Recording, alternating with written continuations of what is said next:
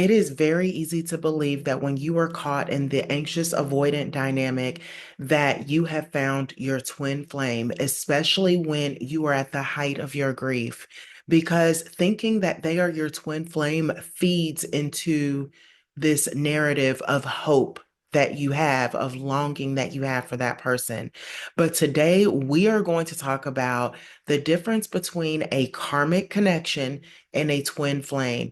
Because while we want to believe that these people are our twin flames because we want to carry on the hope of them returning to us, many of these connections are actually more karmic than anything else. And we're going to talk about the differences. So, if you are new here, my name is Megan. I am the Conscious Breakup Coach, and I am here to help you turn your heartbreak into the best glow up you have ever had.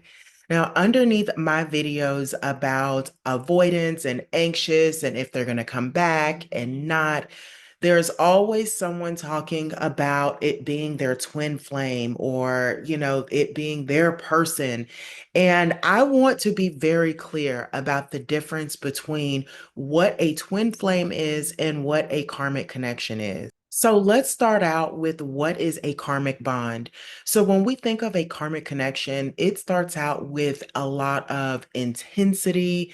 It seems kind of addictive, like you're on this emotional high. You can't really get enough of that person.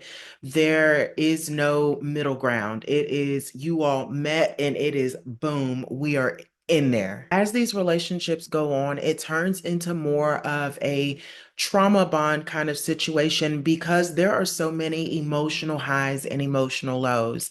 Now, when we think about a karmic connection, just like twin flame, we still think about an anxious and an avoidant. So, in a karmic connection, you're experiencing these highs, these emotional highs and lows, because you're still dealing with two people who do not know how to regulate their nervous system. They're not really in touch with what it is that they are feeling. Instead, they are just acting out on those behaviors. So, in these karmic bonds, it's going to feel more like a yin yang, almost like two puzzle pieces that have come together, and you all are filling each other's unmet needs up until a certain extent. And then one of you becomes exhausted, normally the avoidant.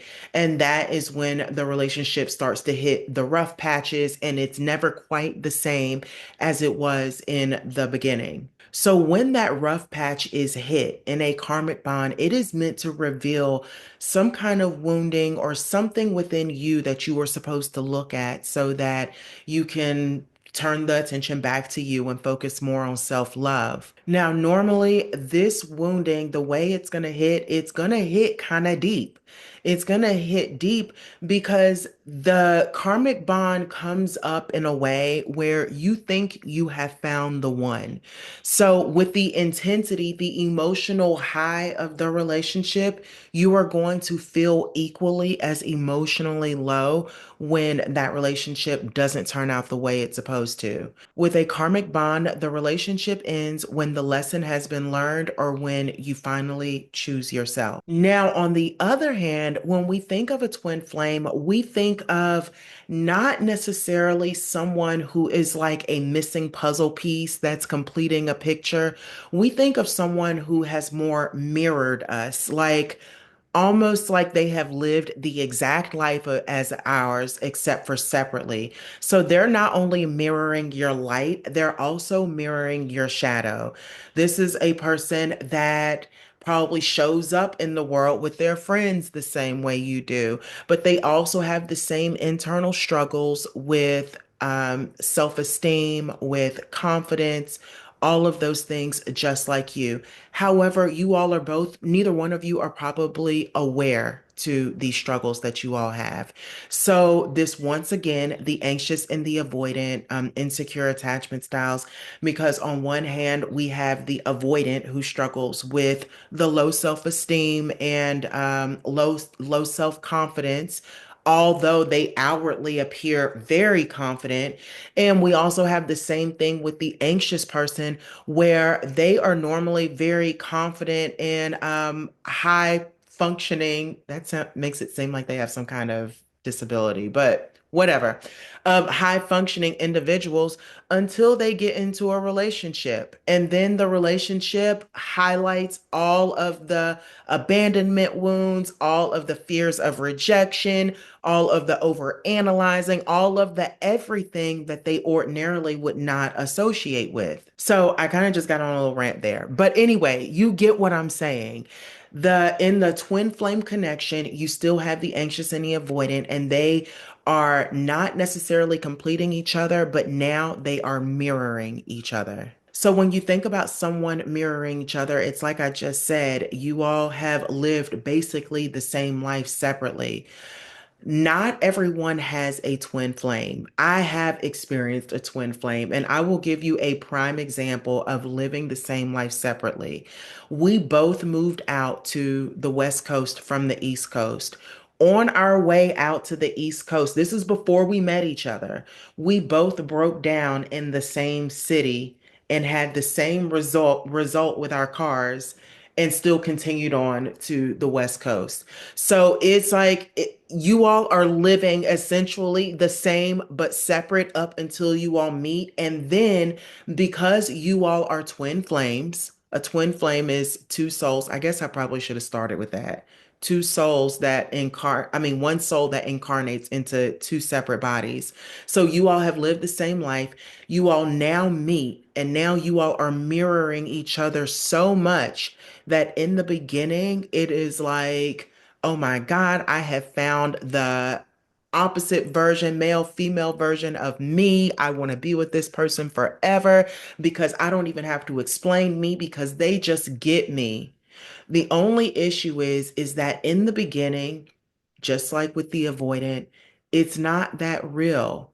You all are living in the false identity of the first few months. And if you're not familiar with that verbiage that I use, check out one of my shorts. I have it labeled where I go into full detail of what this is. So in the beginning, it's not real. You all are on the emotional high of finding essentially your twin that now y'all can do the nasty with. I just Yeah, I'm random. I gotta raunch it up in some way, shape, or form. That's just me.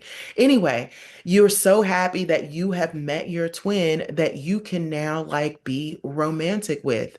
The only issue is that eventually you all will go from mirroring your light to mirroring your shadow.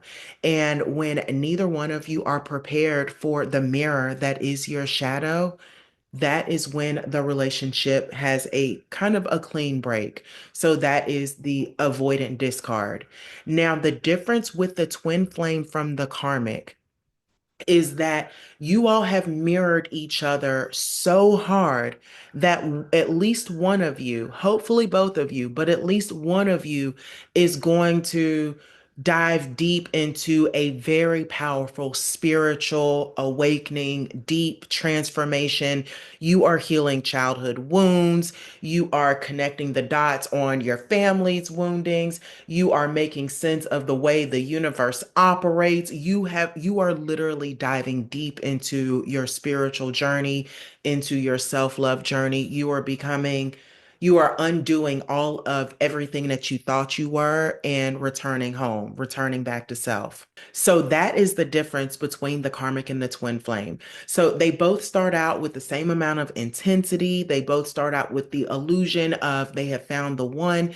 One is going to reveal some of the wounds that you need to work on, and the other is going to transcend you into this deep spiritual awakening that you just can't stop. It is like a snowball that is going downhill and it just builds up steam. And eventually, you eventually, at the end of this, walking your purpose, you discover exactly who you are, what you came to this world for, and you begin to give your contributions to the masses, I guess. Now, when we think about the twin flame journey, we think about the fact that they both start out as one. Well, I don't want to say one. They both start out together. And then once they have been mirrored, once they mirror each other's shadows so heavily, they can no longer be together. They then must separate, do the work separately. And as long as they are both doing the work and healing themselves, then further on down the line, they will reconnect and then be one of the most strongest, one of the most powerful in touch unions. Okay, I definitely could have chose a better screenshot. Anyway, nonetheless, I want to clarify that twin flames do not always get back together. They do not always reconnect. That is not the purpose of the twin flame union. The purpose of the twin flame union is to ignite a deep, transformative healing journey within at least one of the people, because they are technically considered light workers, and that is how they step fully into their purpose and into their power and start healing the masses. Okay, I'm done. With a karmic cycle, there is no reconnection. At least there don't need to be. There don't need to be a connection, because if you connect, then you're going to just replay the same situations that you all had. In a karmic connection, only one of you is normally doing the inner work and doing the healing and trying to reveal the parts of you that you might not ordinarily look at. Normally, a karmic connection comes in to help the other. They aren't normally helping each other.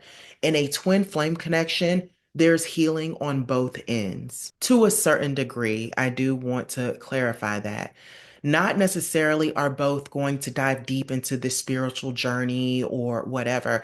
However, on both ends, there will be some sort of enlightenment that will happen. Either they will become aware to their attachment style, they'll become aware to the childhood trauma that has been affecting them. There will be some kind of awareness that will be happening on both ends, but on one end, 100%, someone is going to dive deep into their spiritual journey, their spiritual awakening. And another way to be clear about whether you are in a karmic connection or in a twin flame journey is think about it.